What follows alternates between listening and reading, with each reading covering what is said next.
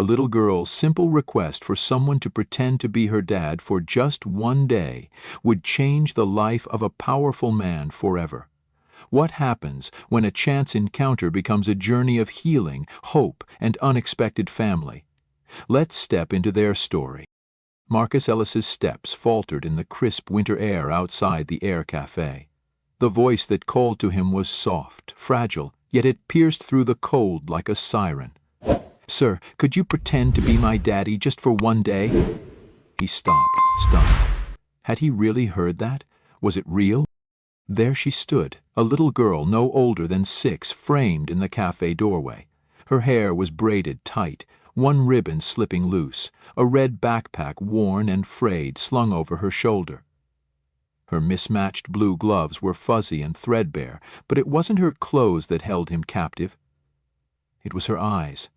Large, brown, shimmering with a strange blend of hope and heartbreak that froze Marcus mid-breath. She stepped closer, her breath misting in the cold. "Tomorrow at my school, they're having Daddy Day. Everyone's bringing their dads. I don't have one, but I saw you, and maybe you could come. Just pretend, please."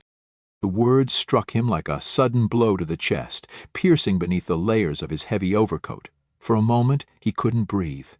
He looked away, trying to steady himself, and then his eyes caught the worn straps of her backpack, the same red as the one his son Jacob had begged for when he was 6. The same fraying in the straps.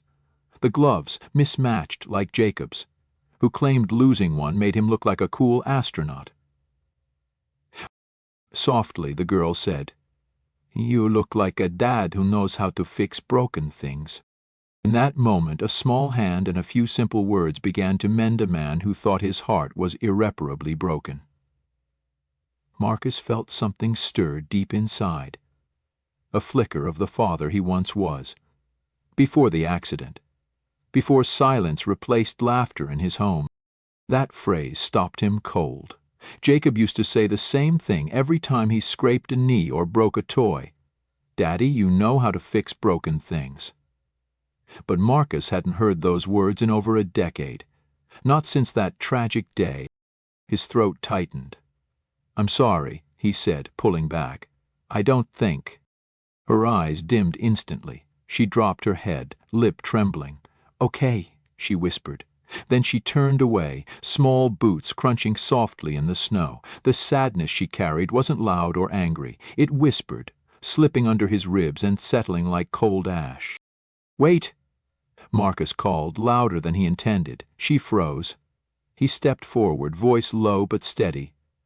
"What's your name?" "Lila," she sniffled, still looking away. "Lila White." From nearby, an older woman watching through the cafe window spoke softly to no one in particular. "That little girl's got something special, some kind of light." Marcus looked from the woman to Lila, and then a new figure appeared, a woman with a messy bun, a coat too thin for the winter, eyes worn from exhaustion deeper than sleep deprivation. "Lila, sweetheart, we've talked about this," the woman said quietly, glancing up at Marcus with flushed cheeks. "I'm so sorry, sir. She's been dreaming of this day for weeks. We didn't think she'd actually ask anyone." It was Angela White. He remembered her now. Years ago, she'd worked with a library program his firm supported. A single mother with a sharp mind and quiet dignity, now weathered by hardship. Her steps had a slight limp. Her red-rimmed eyes and raw knuckles spoke of a fatigue far heavier than the cold. "We'll go," Angela added quickly, sensing the tension. Marcus looked between Angela and Lila, then down at his own gloved hands. He was a man who wrote checks, not one who showed up. A man who'd built walls of meetings and boardrooms around his grief, but he pictured walking away, returning to his penthouse to drink scotch alone, while tomorrow this little girl would sit in class with an empty chair beside her. "I'll do it," he said before doubt could stop him. Angela blinked, stunned. "What?" "I'll come," Marcus repeated, clearing his throat. "Tomorrow, what time?" Lila's face lit up so brightly it nearly broke him. 8:15, she said, beaming, "at the south entrance. I'll be wearing my sparkly sneakers." Marcus chuckled, a sound rare and unexpected. Sparkly sneakers, got it. Angela hesitated. Are you sure? You don't even know us. I know enough, Marcus said, glancing toward the cafe window where the older woman still watched, smiling softly. Angela opened her mouth to protest but simply nodded. Thank you, for real. Lila stepped forward and slipped her tiny hand into his. You'll be great, you know, she said earnestly. Marcus smiled down at her, heart pounding. You think so? She nodded. You look like someone who knows how to fix broken things. That line again, but this time he didn't flinch, he just held her hand a little longer and thought, maybe, just maybe, it's not too late. That night, Marcus barely slept. The city buzzed on outside his penthouse, the hum of sirens and engines weaving through the dark, but inside the silence was too loud. He poured a small glass of bourbon, turned off the news and stared out as soft snow settled over the streets below. Her face stayed with him, Lila with those hopeful eyes and the words that cut deeper than she knew. You look like someone who knows how to fix broken things. How could she have known? Jacob used to say the same exact thing. He turned from the window, crossing to a closet he rarely opened. Behind forgotten winter coats and untouched golf clubs he found an old box. Dusting off the lid, he opened it slowly. Inside lay a pair of tiny sneakers, worn through at the soles, a faded drawing of a stick-figure family, and a single blue glove, the one Jacob always lost. A single tear slipped down Marcus's cheek before he could stop it. The next morning Marcus dressed with care, navy wool coat, fresh scarf. But inside he felt exposed, raw like the cold wind outside. As he walked to the south entrance of PS 2012, he saw a line of fathers and daughters, laughing, adjusting pigtails, clutching pink backpacks.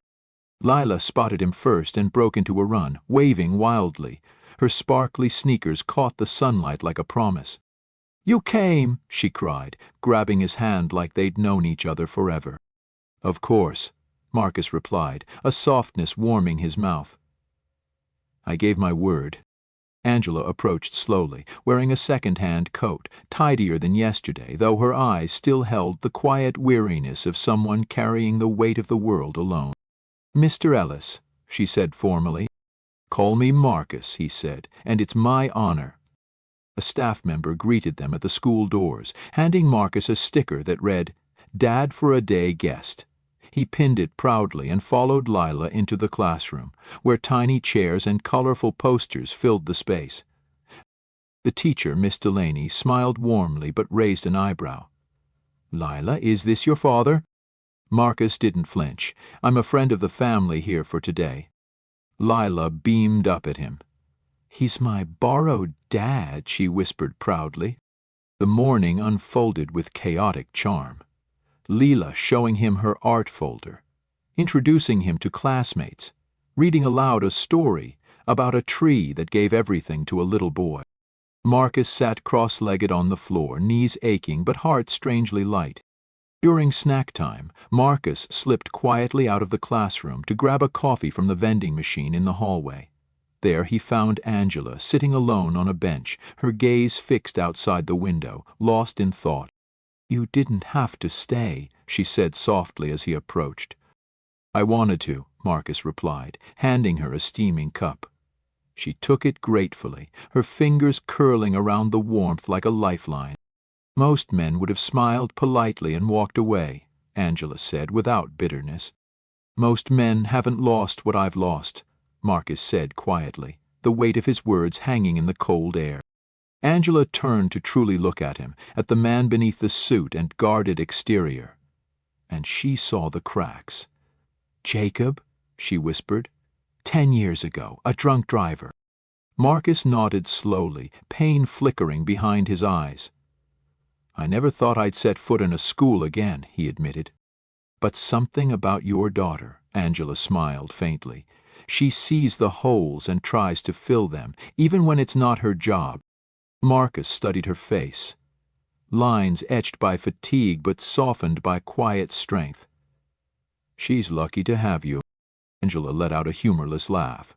Some days I wonder if I'm doing any of it right, working late, missing bedtime, patching clothes with duct tape. Not exactly parenting goals. You're present, Marcus said gently. That's more than most. They sat in companionable silence, the sounds of classroom doors opening and closing, weaving around them. Then Angela shared softly, "You know what she told me last night?" "Mommy?" "I think he's sad like me." Marcus felt his throat tighten. "She's not wrong," Angela said, eyes cast down to her chipped nails. "Neither are you. But you fixed something this morning, even if it was just for one day." He nodded slowly, unsure what to say. Just then a janitor passed by, pushing a cart, glancing at Marcus and then at Angela and Lila through the classroom window. "That little girl," he said with a half-smile. "She's got magic in her. Saw her help a boy with autism last week. Sat beside him until he stopped crying. Never seen anything like it." Angela's eyes welled up. Marcus simply nodded. Back inside, Lila was finishing her drawing of her borrowed dad. The messy, colorful picture showed a big man with a bright smile, holding hands with a tiny girl in sparkly shoes. "Is that me?" Marcus asked, kneeling beside her. "Yup," Lila said proudly, "and I made sure to give you the right shoes this time." Marcus laughed.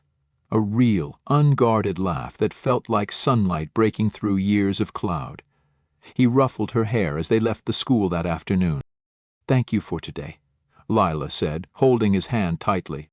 "It's the best day I've ever had," she smiled. "It's the best day I've had in a long time, too," Marcus whispered back. Angela glanced over, her eyes softening. Marcus felt something shift inside him. Maybe it was the way Lila leaned into his coat. Maybe the gentle snow beginning to fall again, forgiving and quiet.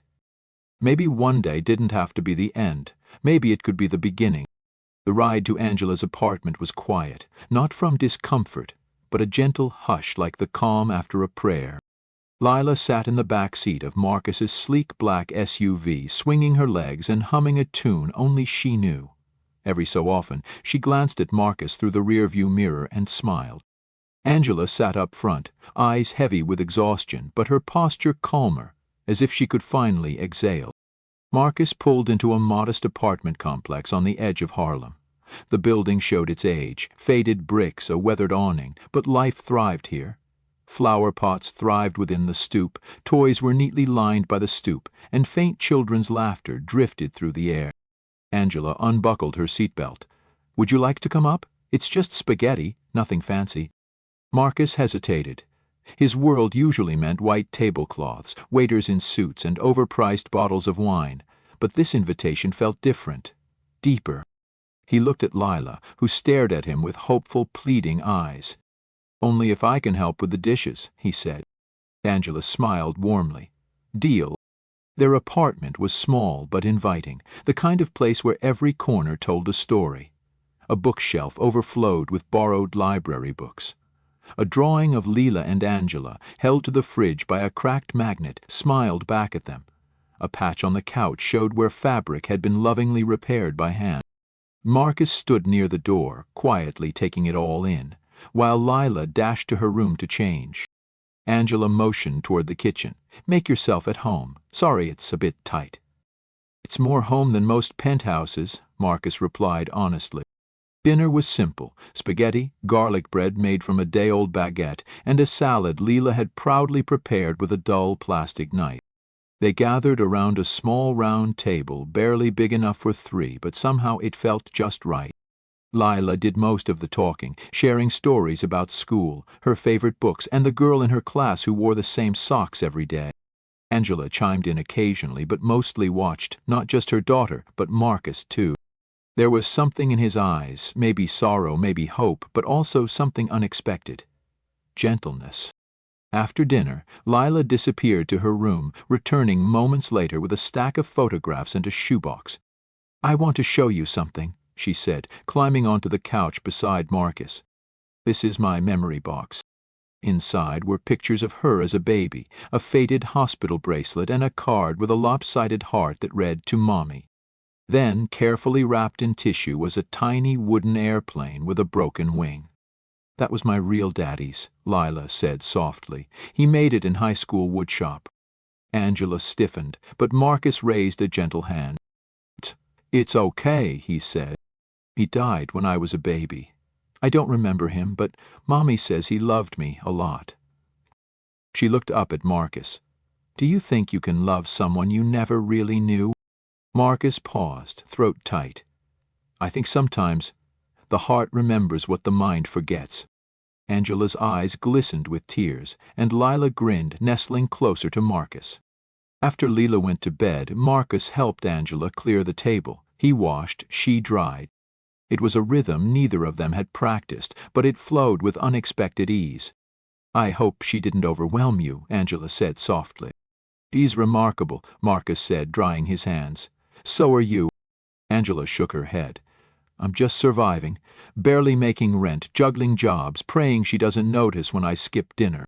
"She notices," Marcus said. "But what she sees isn't the struggle, it's the love." Angela leaned back against the counter, arms folded. "Why did you say yes yesterday when she asked?" Marcus took a moment, then met her eyes. "Because she reminded me of someone, and because I needed to be reminded. There's still good I can do." Angela held his gaze a moment longer, then nodded. Marcus looked toward Lila's room. The door cracked open just enough for a soft nightlight to spill a gentle glow into the hallway. It wasn't just for her, he murmured to himself, the weight of the day settling deep in his chest. Later, as he stood by the door ready to leave, Lila appeared in her pajamas, eyes heavy but resolute. "Wait," she said, holding something behind her back.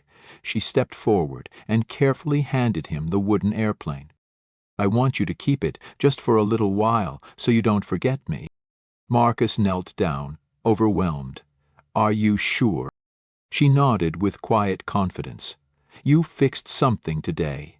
Not the wing, but here." She placed her small hand over her chest. His voice caught, hoarse with emotion. "Thank you, Lila. I won't forget." Stepping into the night, snow began to fall again, soft, slow, and forgiving. The broken wing of the airplane barely visible in the moonlight, Marcus held it tightly. Just one day, he thought. But something deep inside told him that promise was already overdue. Sunday morning dawned hesitantly, pale sunlight stretching across the Manhattan skyline.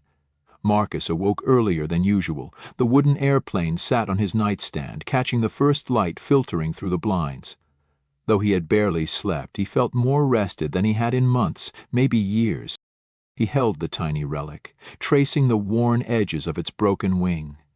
He remembered Jakob's own wooden plane, red with a white stripe, and the smell of glue, the proud grin on his boy's face. Lila's words echoed again in his mind. "You fixed something today. That wasn't something you just walked away from." Around 10 o'clock, Marcus's phone buzzed. An unknown number. "Hi, it's Angela. I hope this isn't intrusive. Lila's asking if you're busy today. She wants to show you something. No pressure." He stared at the message for a long moment before replying, "I'd love to." They met at the Harlem Public Library, a place Angela had suggested because Lila loved the children's reading corner. And she was right. When Marcus arrived, Lila sat cross-legged beneath a mural of cartoon animals, reading aloud to a younger boy who listened with wide eyes. Her voice was animated, warm, and full of life, reminding Marcus of how Jacob used to read to their old beagle, pretending the dog understood every word. Angela appeared from the stacks, 2 books tucked under her arm. She looked better rested today, though the weight of responsibility still lingered in her expression. "I swear she practically lives here," Angela said, nodding toward Lila. "She's a natural storyteller," Marcus observed. "That's a gift," Angela smiled. "I think it's her way of making the world less lonely." They settled on a bench near the window, a quiet pocket of peace amid the laughter of children and the rustling of pages. "Thank you for yesterday," Angela said after a moment. "It meant more than you know." Marcus nodded, watching Lila hand the book to the boy and high-five him. "I meant it when I said it wasn't just for her. I've spent so long walking around with a closed heart. Angela looked at him carefully. What happened to your son? Marcus's voice softened. I can't imagine. You shouldn't have to. He swallowed hard. It's a hole nothing fills. But yesterday, with Lila, I remembered what it felt like to matter to someone small and innocent. That doesn't go away, it just gets buried. Angela blinked fast, swallowing hard. You mattered to her the moment you said yes. That's not small. Lila came running up, holding a paper flyer. Look, there's a winter fair at the park. Can we go, please? Angela hesitated, weighing time and money. Marcus smiled. I think we can manage that. The fair was modest, a local fundraiser in Marcus Garvey Park. Booths with homemade crafts, food trucks selling hot cocoa and pretzels, and a carousel creaking with each turn but spinning faithfully. Lila squealed with delight at every station. Marcus bought her a knit hat with cat ears. She insisted on wearing it immediately. Angela watched from a bench sipping cocoa. You're good with her, she said as Marcus joined her after Lila darted off to the craft tent. I had practice, Marcus said. But it's been a long time. Do you ever wish you could start over? Angela asked. Every day, he admitted. She nodded slowly. Me too. Some nights when I'm staring at the ceiling, I think about the life I thought I'd have. Then I hear her breathing in the next room and I think maybe this isn't a failure. Maybe it's just a different kind of story. Without thinking, Marcus reached out, resting his hand over hers on the bench. It's a good story, he said. It just needs a few chapters rewritten. Angela looked down at their hands, then up at him, her expression unreadable but open. You're dangerous, Marcus Ellis, she said with a small smile. He chuckled softly, closing his eyes to the night. That evening they walked home together, Lila asleep in Marcus's arms, her head resting on his shoulder, mouth slightly open. The kind of deep, peaceful sleep only children know. Angela unlocked the apartment, holding the door as Marcus carried her daughter inside. He laid Lila gently on the bed and pulled the blanket over her, careful not to wake her. Angela stood in the doorway, arms crossed, heart full. Would you like to stay for tea? She asked. Marcus hesitated just a moment, then nodded. I'd like that. They sat again at the tiny kitchen table, this time in comfortable silence. Tea steamed between them as snow began to fall once more, not thick, just a quiet drift, as if the world was catching its breath. Angela's eyes softened, voice barely above a whisper. What happens when one day turns into more? Marcus met her gaze. Then we stop pretending. In that moment, surrounded by chipped mugs and childlike drawings, Marcus Ellis realized he wasn't visiting a life. He was being invited into one. A life he hadn't dared hope for. Not until now. The following week settled into a fragile rhythm. Marcus found himself checking his phone more often, rereading Angela's messages, short and practical but holding warmth between the words. He picked Lila up from school twice, once helping her build a science project made entirely of straws and tape. Angela insisted it was temporary, that she didn't want to impose. But with each shared dinner, each bedtime story, each laugh, Marcus felt an unexpected tether growing tight, a bond he hadn't anticipated and wasn't sure how to unravel. Then the whisperers started. Began as a passing comment at the grocery store. An older woman Marcus vaguely recognized from the community board leaned in with a sharp smile. So, you're the new father? She asked, the smirk failing to reach her eyes. Marcus brushed it off. Harlem was built on gossip, but this was something more. Soon, a photo surfaced online, a candid shot of him and Lila at the winter fair. They were laughing, Lila perched on his shoulders, her cat-eared hat slightly askew. Sweet and innocent, yet the headline beneath twisted it into scandal. Powerful CEO's secret family. It was harmless local blog fodder to some, but in Marcus's world, perception was everything. He stared at the screen in his sleek office, jaw tight, fingers gripping the mouse. He wasn't ashamed of Lila or Angela, far from it. But the way people distorted something tender into fodder for gossip made his blood simmer. By Wednesday the story had reached Angela. She called while Marcus was between meetings, her voice sharp and urgent. "Marcus, we need to talk." He cancelled his next appointment and drove straight to the library, where Angela met him out front. She clutched her coat closed with one hand, phone gripped tightly in the other. "Have you seen this?" she asked, holding up her screen. "I have," Marcus said quietly. "They're dragging my name through the mud, saying I'm using you for money that I planted Lila to get close to you." Marcus's chest tightened. "That's insane." Angela's voice cracked. "It doesn't matter. Perception matters. My boss saw it." Gregory Sloane. Marcus's tone sharpened. "The board trustee?"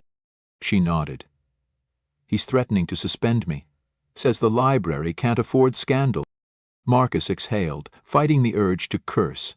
"That man is a relic." "He's powerful," Angela cut in, "and he's using this as leverage for custody." His wife, Evelyn, Lila's godmother, had been pressuring Angela for months, saying she wasn't fit, that Lila would be better off with them. The words hit Marcus like a punch to the gut. "They can't be serious. They have money, connections. They're framing this like I'm unstable, like I'm dragging my daughter into some tabloid circus." Angela's voice broke slightly. "I've worked so hard to protect her." Marcus stepped closer, lowering his voice. "You've done everything right. You're a good mother." Angela whispered, "But that might not be enough." For the first time, Marcus saw her crack, not crumble, just crack. The weight of years defending herself against a world that constantly questioned her worth. He reached out, gently touching her arm. "Let me help." Angela pulled back. "That's exactly what they want, to see me leaning on a man, that I can't stand on my own." "This isn't about pride," she said fiercely. "It's about protecting Lila." Marcus watched her retreat back into the library, a sinking feeling settling in his chest, not of rejection, but of inevitability. Sometimes those who need love the most feel they must reject it. He got into his car, hands resting on the wheel as the city pulsed past his windows like an unstoppable river. Later that night, alone in his apartment, Marcus pulled the wooden airplane from its spot on the shelf. He turned it over in his hands, feeling the weight of Lila's head against his shoulder, remembering the pride in her eyes when he read her bedtime stories just right. He thought about Angela. Standing alone in the cold, facing the storm with grace, pain, and fire. Walking away wouldn't be the end of the story. It was the first real test of what this connection meant, and Marcus was determined. They wouldn't face it alone, not if he had anything to say about it. Angela sat stiffly in the leather chair of the family court lobby, hands clasped tightly in her lap. The fluorescent lights hummed overhead, casting the walls in dull yellow. Her lawyer, a weary public defender buried in paperwork, sat beside her, lips pursed. Across the room, Evelyn Sloane sat ramrod straight in a tailored gray coat. Gregory Sloane whispered into her ear like a campaign manager before a press conference. "I see I." The contrast was sharp. Lila sat quietly between Angela and her attorney, coloring on a court-issued sketchpad, humming softly, blissfully unaware of the tension thickening the air like smoke. Angela glanced at her daughter, then at the Sloanes. Her stomach churned. Gregory caught her eye and gave a smug nod. Angela turned away. The petition to challenge her sole guardianship had been filed just 2 days prior.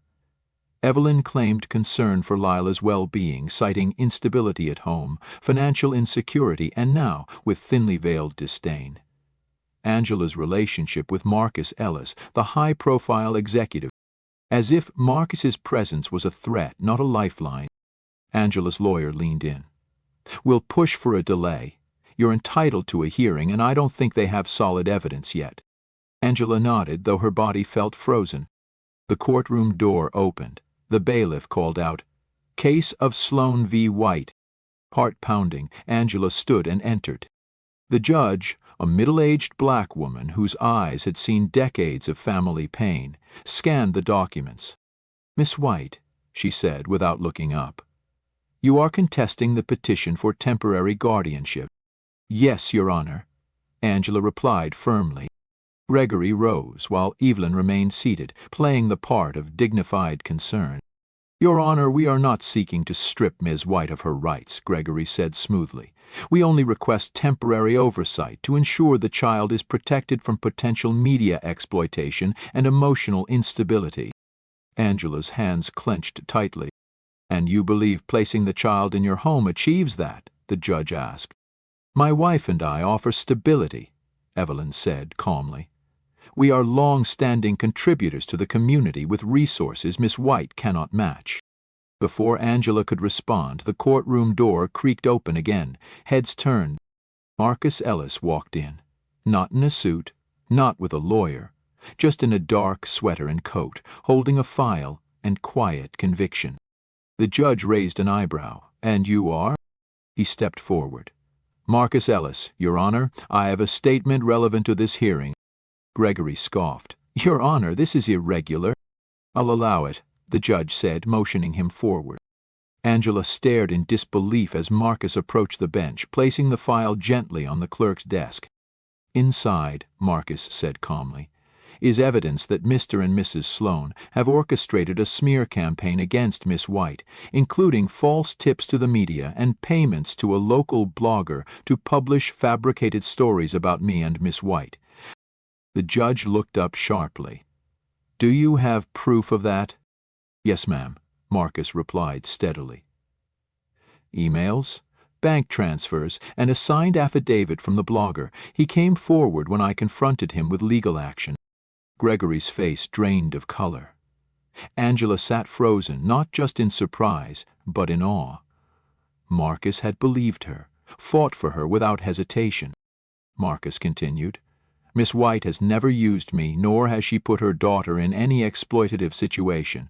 I've been in their lives because I wanted to be, because they welcomed me, and because Lila," his voice caught briefly, "deserves to be surrounded by people who love her, not manipulated by those who see her as a trophy." The courtroom fell into a heavy silence that seemed to ring in every ear. The judge leaned back in her chair. "I will review this evidence thoroughly before making any determination. Until then, all current custodial rights remain with Ms. White." The gavel hit. Gregory turned sharply to Evelyn, whispering furiously. Angela could see the cracks forming, how their polished facade was beginning to crumble. Marcus turned toward Angela, uncertain. "I hope I didn't overstep." Angela's eyes shone. "You did exactly what needed to be done." Lila came bounding over from the bench where a bailiff had kept her busy with stickers. "Are we going home now?" Angela knelt, brushing a hand through Lila's hair. "Yes, baby, we are." As they walked out together, Gregory called after them, "This isn't over." Angela didn't turn. "Maybe not," she said quietly, "but it's not yours to end." Outside, the cold air bit at their cheeks. Marcus walked beside them, quiet and respectful. When they reached the sidewalk, Angela stopped. "Why did you do that?" she asked softly. "Because no one should have to fight alone," Marcus replied. She nodded, then, after a pause, added, "Come by for dinner tonight." He looked at her, unsure. "Are you sure?" he asked. "I'm sure of very few things these days," she said, "but that—" "Yes." As they turned the corner, Lila skipped ahead, and Marcus knew this fight was only beginning. But now they were no longer facing it alone. A week had passed since the courtroom clash. On the surface, things seemed calmer. Angela was back at work, the hearing temporarily adjourned, and the smear campaign halted after Marcus's legal team sent cease and desist letters. But beneath the quiet, tension brewed like a storm, crouched low behind the horizon. Angela stood alone in her kitchen, rinsing dishes from dinner. Lila was in her room, finishing homework and humming a song about the moon and stars. Marcus had stayed for the meal again, laughing at Lila's jokes, helping with fractions, but now he was gone, and the house felt still in his absence. Angela stared into the sink, hands under warm water, but her mind was far away. She was grateful for Marcus more than she could admit aloud, and yet afraid. Not of him, but of what she was becoming with him in their lives. Dependent. Soft, hopeful. Luxuries she had stopped allowing herself years ago. The doorbell rang, making her heart jump. Wiping her hands quickly, she opened the door to find a courier holding an envelope. She signed, thanked him, and closed the door. Her name was printed in clean black ink across the front. No return address. Inside was a single photograph. Lila and Marcus at the fair, their smiles radiant. Behind it was a typed note. "You should be more careful who you let near your daughter. Some shadows wear nice suits." Angela's breath caught. She dropped the paper, backing away for a moment as the world tilted beneath her feet. The threat wasn't direct, but the implication was clear. Someone was watching, someone still wanted control, and now they were playing psychological games. She locked the door, drew the blinds, and sat down, trying to steady her shaking hands. She knew exactly who had sent it. Gregory. Or Evelyn, maybe both. It didn't matter. The message had been received. Angela didn't sleep that night. The next morning, as she walked Lila to school, she looked twice at every passing car. She studied the eyes of strangers more carefully than ever. When Marcus called, she didn't answer. By the third day, Marcus showed up at the library. Angela was at the checkout desk, dressed in one of her older cardigans, hair tied back, eyes sunken from restless nights. "Hey," he said softly. She glanced up, startled, then tried to compose herself. "Hi, are you okay? I've been trying to reach you." She hesitated. "I've just been busy." Marcus frowned. "Angela, talk to me." She motioned toward the break room. Inside, she closed the door and faced him, arms crossed like a shield. "I got a threat," she whispered. Marcus stiffened. "What kind of threat?" She pulled the photo and note from her bag, unfolding them with trembling fingers. Marcus read it, jaw tightening. "I'll handle this," he said immediately. "No," she cut in sharply. "You don't get to swoop in again. Not this time." He looked at her, hurt flickering across his face. "I'm trying to protect you," he said. "I know," she said, softer now. "But you can't be our savior every time. That's not sustainable, and it's not safe. For you, for Lila, for any of us." Marcus took a breath. "What are you saying?" Angela's voice broke. "I need you to step back." His brow furrowed. "Angela, I can't let them use you to take her from me." She looked away, eyes brimming. "She's resilient. She'll forget." "She won't," he said gently. "Neither will I." She wiped at her cheek, cursing herself for crying. "Please, Marcus, just give me space. Let me fight this one on my own." He stood still for a long moment, then nodded. "If that's what you want." She didn't answer. He left without another word. If this story moved you, please like, comment, and subscribe. Your support helps give light to voices that deserve to be seen and heard. That night, Lila noticed the silence. "Is Mr. Marcus coming tomorrow?" Angela hesitated. "No, sweetheart. Not for a little while." Lila looked down at her drawing. "Another picture of them all together. Did he stop loving us?" "No," Angela said, pulling her close. "He's just being careful." Lila whispered, "I miss him already." "I know, baby," Angela said softly. "Me too." Meanwhile, Marcus sat alone in his dimly lit office. The city glittered cold and distant beyond the glass. The wooden airplane sat untouched on his desk since the hearing. His hands hovered over it, then withdrew. He was trying to do the right thing, but the right thing didn't always feel right. Not when you loved someone who believed they had to carry everything alone. Not when stepping back felt like abandonment. Not when silence became the new form of war. The days grew shorter, and winter deepened. Snow clung to curbs like forgotten promises. The air took on a brittle stillness that echoed Angela's mood. The silence from Marcus stretched longer than she'd expected. It was what she asked for, but not what she wanted. Every night Lila asked less and less about him. Her voice lost that hopeful rise at the end of each question. "Is he coming tomorrow?" became simply, "He's probably busy." And then, silence. That silence hurt the most. One evening, Angela sat in the kitchen, sipping cold tea, staring at the crooked magnet on the fridge. The drawing beneath it, "Lila, Angela and Marcus, holding hands, remained. Lila hadn't removed it. She had simply stopped asking. Her heart knew better than to hope for too much. The phone rang unexpectedly, and Angela's heart jumped with hope. It was the school, reminding her about a parent-teacher event scheduled for Friday. Family reading night. Parents were encouraged to read aloud in class. Angela smiled tightly, thanked the teacher, and hung up, feeling the bittersweet weight of the moment. Another event, another reminder of what Lila had once called her almost daddy. She nearly called Marcus that night, but instead showed up to family reading night with her shoulders squared, hair neatly done, and a voice steady enough to hide the cracks inside. She read The Velveteen Rabbit, with Lila nestled in her lap and classmates listening wide-eyed. When she reached the part where the rabbit asks, "What is real?" Angela paused longer than she should have and softly read, "It's when someone loves you for a long, long time, not just to play with, but really loves you, then you become real."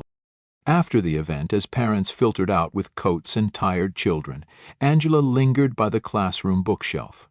The teacher, Mrs. Ramirez, kind and observant, approached her. "You did great," she said gently. "Lila's lucky." Angela smiled. "I hope so." Mrs. Ramirez hesitated. "She misses him." Angela stiffened.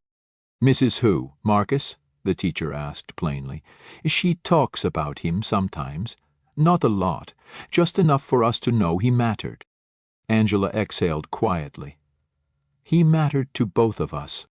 Later that week, Lila had a fever. Not serious, just the usual childhood virus, but one that demanded soup, cool cloths, and soft lullabies. As Angela sat beside her, wiping sweat from her brow, Lila murmured half asleep, "I dreamt he came back. He brought pancakes." Angela swallowed the lump in her throat. "That sounds like a good dream." Lila nodded faintly. "He still loves us, right?" Angela brushed hair from her daughter's forehead. "Yes, baby, he does." That night, after Lila drifted into fevered sleep, Angela stood in the living room, her thumb hovering over Marcus's name on her phone. Then she dialed.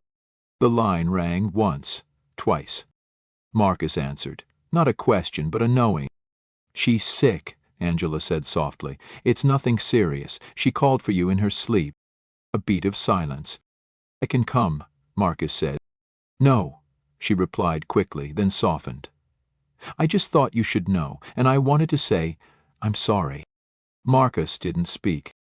Angela continued, voice quieter now. "I pushed you away out of fear, but I see now Lila doesn't need protection from you. She needs your presence. Maybe I do too." "I never left," Marcus said simply. "Not really." Angela closed her eyes. "I know." The next morning, someone knocked gently at their door. When Angela opened it, she found a paper bag on the mat. Inside were 3 small containers, pancakes, cut strawberries, and syrup, and in a separate cup on top, a note in Marcus's handwriting. "Real love doesn't walk away. It just waits quietly for the door to open."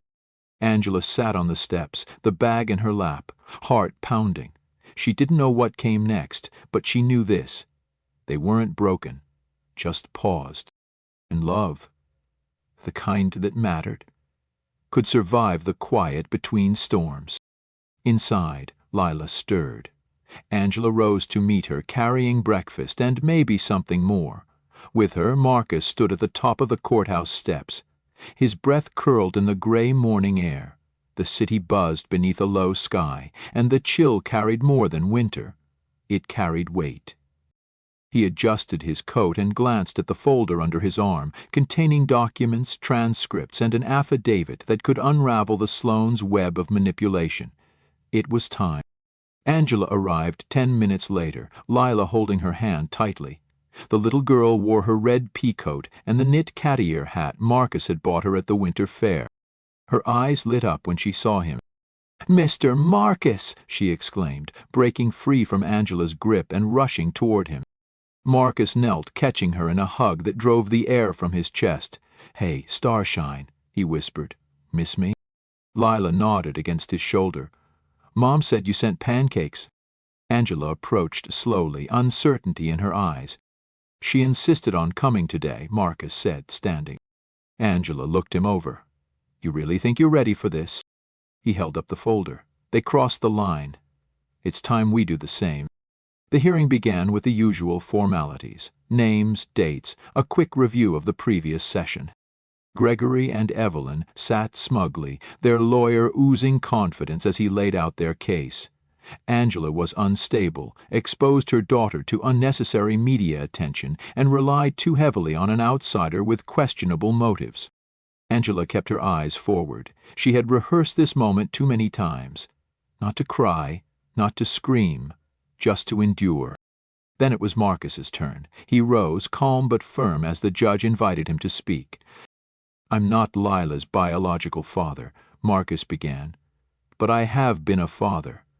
I know what it means to love someone more than your own breath. I also know what it means to lose that. He paused, letting the silence settle. I met Angela and Lila by chance, but what kept me in their lives wasn't obligation, it was recognition.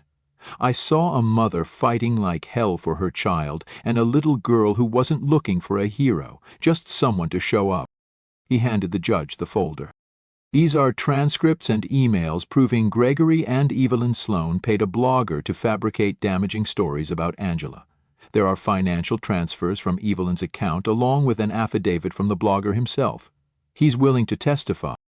Gregory's lawyer stood, flustered.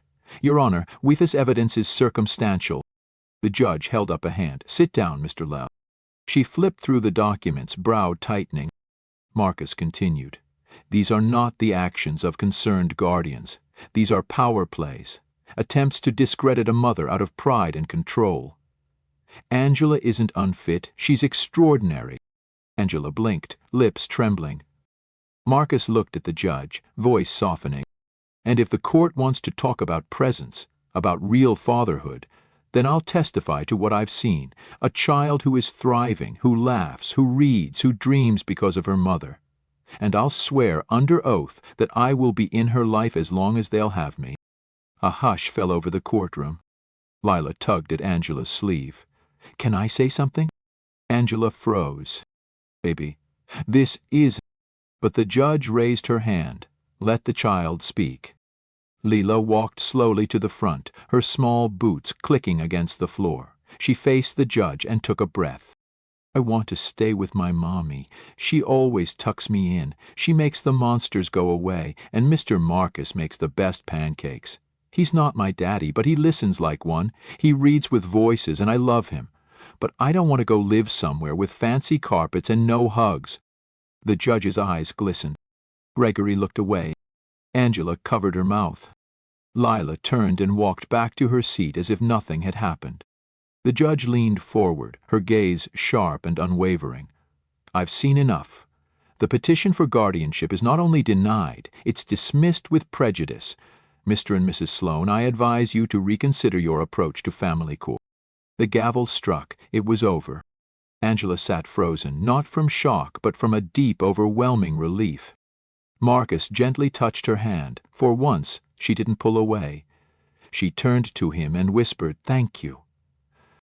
"You don't have to thank me," he replied softly. "I just showed up." She nodded slowly, eyes locked with his. Outside, reporters tried to swarm them, but Marcus shielded Angela and Lila as they slipped into his SUV. Lila curled up in the back seat, exhausted but peaceful. Angela turned to Marcus as he started the engine. "Do you think this is over?" "No," he said firmly, "but it's finally ours to write." As they pulled away from the courthouse, the city buzzed and blinked like always, but for the first time they weren't running from it, they were walking into it together. The victory in court lingered like the final chord of a powerful song, resonant, yet fading. Life returned to a rhythm that felt almost normal. Lila went back to school without whispers behind her back. Angela resumed her duties at the library without sideways glances from co-workers. Marcus, though still buried in work, found himself carving out more moments for them, dinners, story times, weekend walks in the park. But the quiet didn't last. It began with small things, A cold shoulder from a colleague, a meeting rescheduled without explanation, a cancelled interview Marcus had been preparing for weeks. When his assistant finally confessed that donors had expressed concern over his recent personal choices, Marcus felt the sting. "They're saying your association with a custody scandal has made some investors cautious," she said carefully. He dismissed it with a calm nod, but inside something clenched. At home, Angela was also fighting silent battles. The library's funding committee, where Gregory Sloane still held sway, had delayed the release of new grant money. Rumors spread that she had used Marcus to gain attention, that her courtroom win had been manufactured. By the third week, she sat across from Marcus on his apartment balcony, watching the skyline flicker through steam rising from their mugs of tea. "They're pushing me out," she said quietly. Marcus looked at her. "We can fight it." Angela shook her head. "I'm tired, Marcus. Every time we rise, they wait to pull us back down." "You're not alone in this," he said firmly. She met his gaze. "But I keep wondering, are we hurting each other just by trying to stay together?" That sentence hit harder than he expected. "You're not hurting me," Marcus said softly. "You've given me something I thought I'd never have again." Angela's eyes welled. "You say that, but what if I cost you everything, your reputation, your company?" "I don't care about the company." "But you built it." "I built it to fill a hole," he snapped, then caught himself, breath trembling. "Angela, when I lost Jacob and Dana, I poured myself into walls and numbers and boardrooms. But none of that matters. Not like this does. You and Lila. You're not a distraction. You're the reason I remember I'm still human." Angela blinked, then reached across the table, taking his hand. "Maybe it's not about fighting back," she said softly. "Maybe it's about redefining what winning looks like." He looked at her, the tension between them softening into something unspoken and sacred. The next day, as if summoned by the universe's cruel timing, Marcus received an envelope at his office. No return address. Inside was a grainy photograph of Lila at the playground, taken from across the street. No message, no signature, just the image. He froze. It was a threat masked as surveillance. Angela needed to know. When he arrived at her apartment, she was in the kitchen making soup while Lila colored at the table.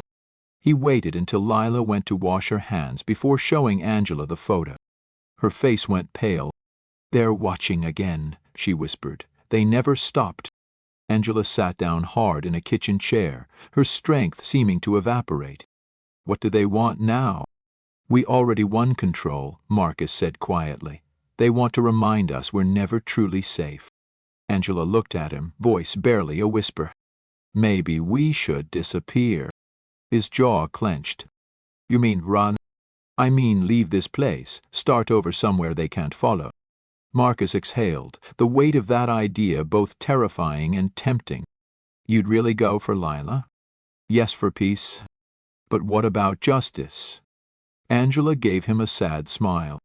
"Sometimes justice is just the absence of fear." They were quiet for a long time. Then Marcus said, "Let me talk to someone."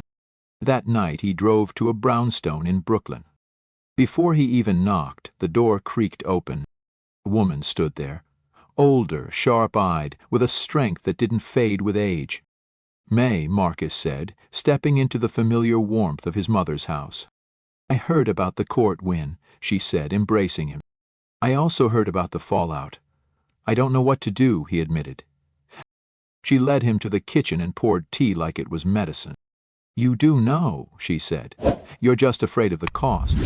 He nodded slowly. She looked at him, unflinching. "You already lost once, baby. Don't lose again by being too scared to fight dirty. You know what they're capable of. Time to be more capable." Marcus swallowed hard. "Angela wants to leave. Are you?"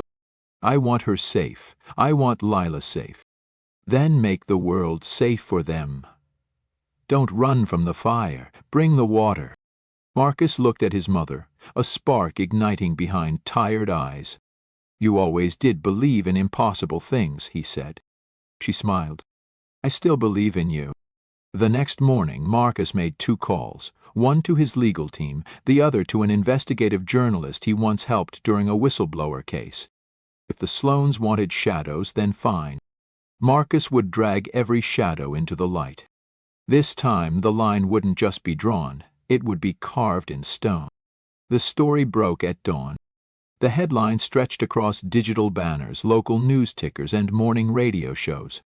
Harlem philanthropist exposes secret efforts to sabotage single mother's custody rights. It was everywhere. Gregory and Evelyn Sloane's stoic faces splashed across screens, suddenly symbols of hypocrisy and manipulation. The article laid everything bare: emails, bank statements, anonymous sources. The journalist Marcus contacted had done her homework. The narrative didn't just implicate them in a smear campaign. It painted them as orchestrators of a long-running effort to discredit and dismantle Angela White's life for personal gain.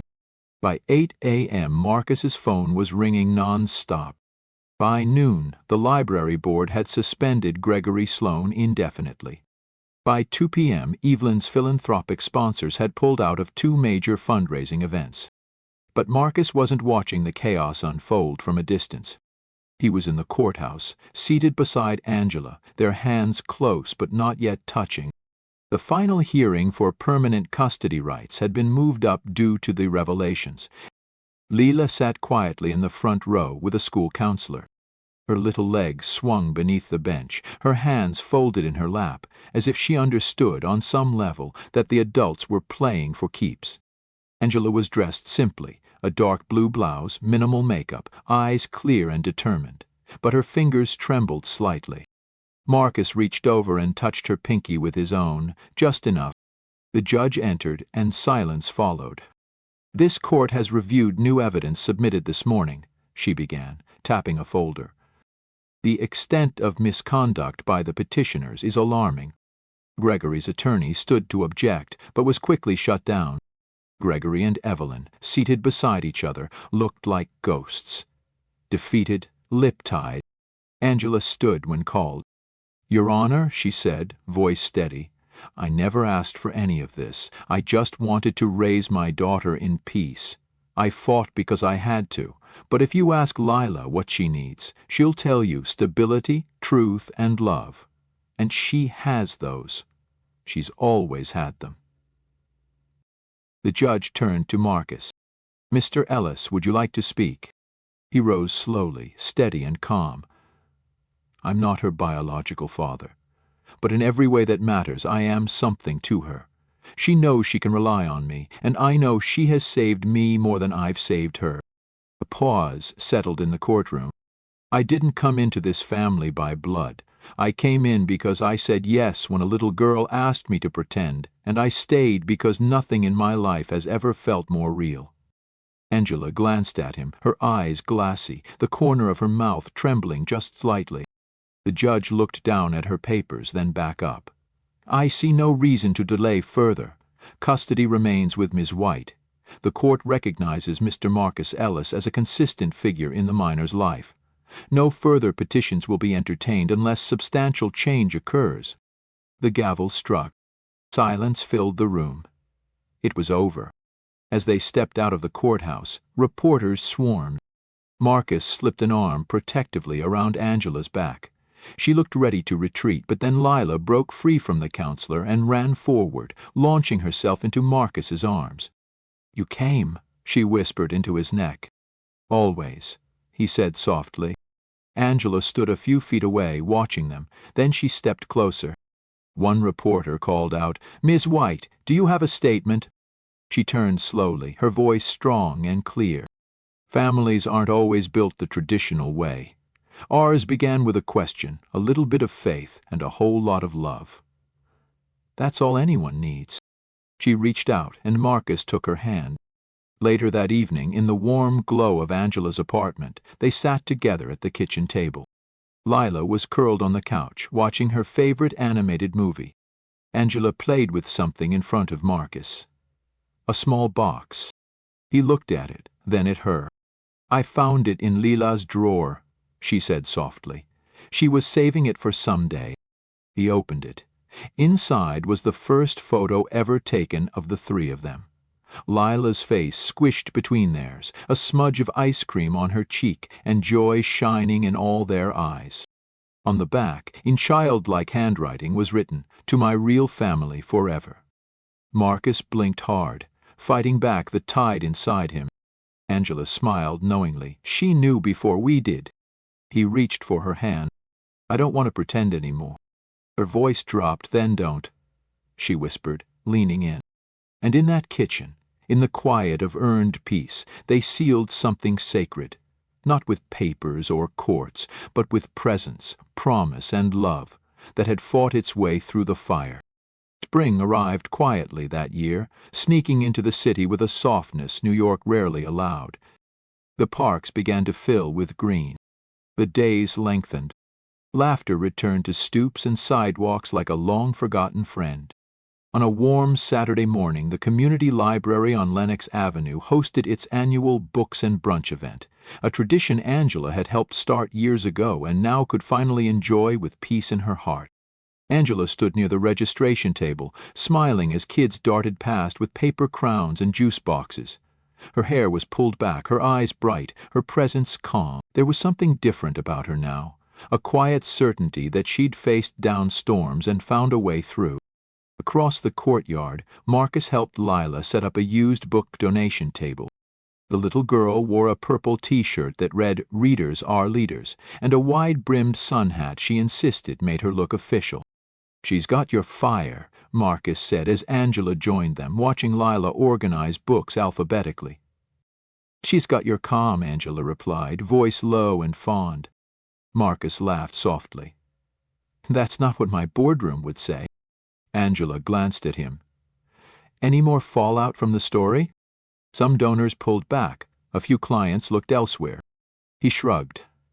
"But we gained more than we lost." "You sure?" she asked. He turned fully to face her. "Angela, I've spent years chasing success that filled nothing but emptiness. You and Lila. This is the first time it's ever meant something." She studied his face, searching for hesitation. There was none. From the main stage, someone tapped the microphone. "Next up, we have a very special guest, one of our most generous supporters and apparently a pretty decent storyteller. Mr. Marcus Ellis will be reading a surprise story with a very special assistant." Lila squealed and grabbed Marcus's hand. "We practiced." Angela raised an eyebrow. "You planned this?" "She did," Marcus said with a smile. "I just follow instructions." Lila pulled him onto the stage, where a small armchair and a big picture book waited. Angela moved to the front of the crowd as Marcus opened the book. The title shimmered in gold, "The Day I Found My Family." Lila grinned at the audience. "I wrote the last page." Marcus began to read. The story was about a little girl who lived with her brave mom in a small apartment with big dreams. One day she met a man who had forgotten how to smile until she taught him again. Yet, once again, they had adventures, fought invisible monsters and a few not-so-invisible ones, and learned that being a family didn't have to mean sharing the same nose or hair. When Marcus reached the last page, he handed the book to Lila. She read aloud, her voice clear and proud. "And then one day I asked him, 'Will you stay?' and he said yes. And he did. And that's how I knew my family was never pretend. It was just waiting for the right time to begin." The audience applauded, some wiping away tears. Angela stood still, a hand over her heart. As the crowd dispersed for bagels and mimosas, Lila ran off with a friend, leaving Marcus and Angela alone beneath the budding cherry blossoms. "I was thinking," Marcus said, pulling something from his coat pocket. "Maybe it's time for the next chapter." Angela looked down at the small velvet box in his palm. Inside was a simple gold ring. Nothing flashy, nothing loud, just honest. "Not because we need a ceremony," he said softly, "but because I want to make a promise to you, to her, for the rest of the chapters. Whatever they look like." Angela stared at the ring, then at him. "Marcus, you don't have to say yes today," he added quickly, "or next week. But I want you to know, not going anywhere. Not now, not ever." She took the box, fingers trembling slightly. "You already gave us everything," she said. "This This is just the ribbon." Then gently she rose on tiptoe and kissed him, not the kind of kiss that ends a movie, but the kind that starts a life. Later that evening, back in the apartment, Lila sat on the couch with a blanket wrapped around her and a bowl of popcorn in her lap. Angela joined her, and Marcus followed, settling beside them. The movie started, but no one really watched. They leaned into one another, Angela against Marcus, Lila against both. It was quiet, peaceful, and in that quiet the lessons remained. That justice sometimes comes softly, that love is built in moments, not declarations, and that sometimes the greatest stories begin not with a grand event but with a little girl, a brave question, and the courage to believe in something better. The apartment light glowed warm against the night, and outside the world kept spinning. But inside they had found their center, at last. Thank you for joining us today and sharing in this story of kindness, courage, and the quiet power of love. It reminds us that even the smallest acts of compassion can light the way through the darkest moments, and that justice often begins with the courage to show up for one another. If this story touched your heart, please consider liking, sharing, and subscribing to Kindlight Stories, so together we can spread more hope and healing in the world. Remember, as the poet once said, kindness is the language the deaf can hear and the blind can see. Until next time, keep shining your light.